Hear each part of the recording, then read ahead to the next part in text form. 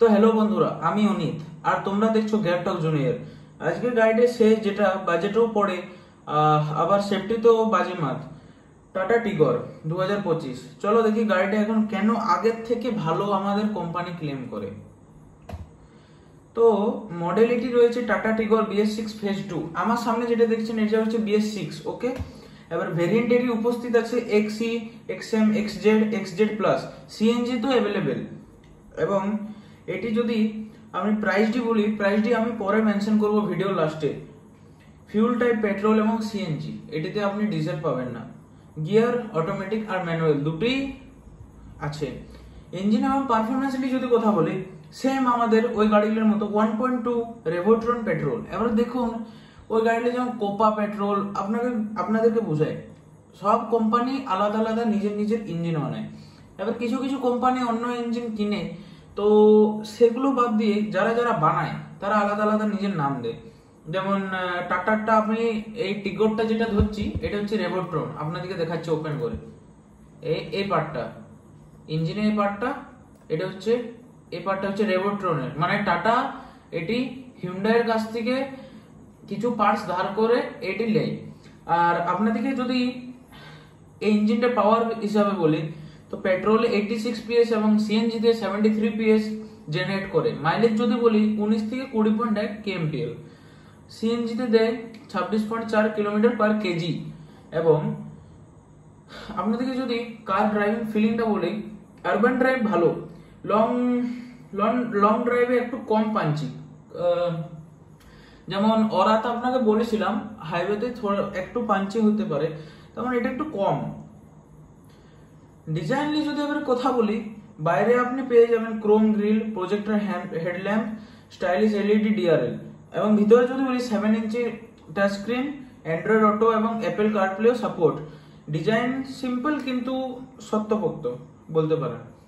এবারে আমরা মেন কথা আছে টাটা সেফটি নিয়ে।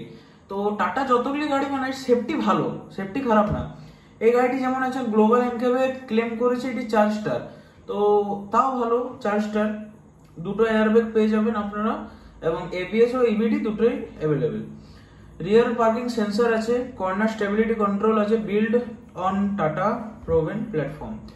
এবারে এইসব যে জিনিস এগুলো সব টাটা বানায়, ঠিক আছে। তো এই সেফটির ব্যাপারে যে জিনিসগুলো এটা কারো কাছে নেওয়া না, আপনি বলতে পারেন। তো এবারে এই গাড়িটি চলুন কিছুগুলো ভালো দিক বলে। ওয়েট বন্ধুরা, হ্যাঁ, এই গাড়িটি কিছুগুলো ভালো দিক বলি। ভালো দিক হচ্ছে বেস্ট সেফটি ভালো গাড়িটির মধ্যে। এই সেগমেন্টে যারা অন্য গাড়ি আছে ওরা ডিজায়ার ওটার থেকে অনেক বেটার টিগর সেফটির দিক থেকে আমি বলছি। মাইলেজ সিএনজিতে মাইলেজ 26+ kmpl/kg এবং রাইড কোয়ালিটি সিটিতে স্মুথ। কিন্তু আপনারা জানেন, দেখুন যাদের খারাপ লাগতে পারে কিন্তু কিছু মনে করবেন না, টাটার ইঞ্জিনটা একটু লড়বড়ে আছে। অনেক কিছুদিন যদি রাফ ইউজ করেন 2.5-3 বছর, আপনার ইঞ্জিনটা একটু ফল্ট দেখা যেতে পারে।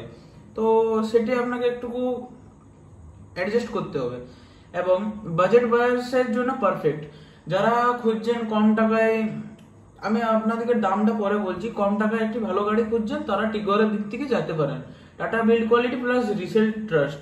টাটা সার্ভিস যদি বলি, হুন্ডাই আর মারুতি সুজুকির মতো সার্ভিস নেই, কিন্তু ঠিক আছে। এবং কিছুগুলো খারাপ দিক বলে, ইঞ্জিন খুব স্পোর্টি না। তো আপনাদেরকে যেটা আমি বললাম, এমনি নর্মাল সিটি রাইডের জন্য ঠিক আছে। রেয়ার সিট একটু নিচু, ওরার মতো রেয়ার সিটটা একটু নিচু বটে। এবং সিএনজিতে বুট স্পেস কমে যায়, কারণ সিএনজি এত বড় একটা ট্যাঙ্ক থাকে, তো বুট স্পেসটা আপনাকে একটু স্যাক্রিফাইস করতে হয়। ড্যাশবোর্ড কিছুটা পুরনো মনে হতে পারে। তো পুরনো বলতে আমি যেটা আগের দিন রিভিউ করেছিলাম এমএজের মতো পুরনো নয়, দেখুন আপনারা। হ্যাঁ ঠিক আছে, ডিসেন্ট ঠিক আছে। তো রিভিউর ভিডিওটা আমি ইনস্টাগ্রামে দেবো, আপনারা অলওয়েজ ভিজিট করবেন। এবারে আপনাদেরকে গাড়িটি ফাইনাল ডিসিশনটা বলে দিই। টিগর 2025-এ কাদের জন্য? যারা বাজেট, মাইলেজ আর সেফটি চায় তারা এটা জ্যাকপট তাদের জন্য। আর যারা দরকার টার্বো থ্রিল আর লেটেস্ট টেক তারা স্ল্যাভিয়া বা ভার্টাস। ভার্টাসের আমি রিভিউটা করে দিচ্ছি আপনাদেরকে, তো এটি নেক্সট ভিডিওতে আসবে ভার্টাসের রিভিউটা। ভার্টাস, ভার্না, স্ল্যাভিয়া এই তিনটা রিভিউ করব। এবারে বন্ধুরা আজকের জন্য এতটুকুই, বাই বাই।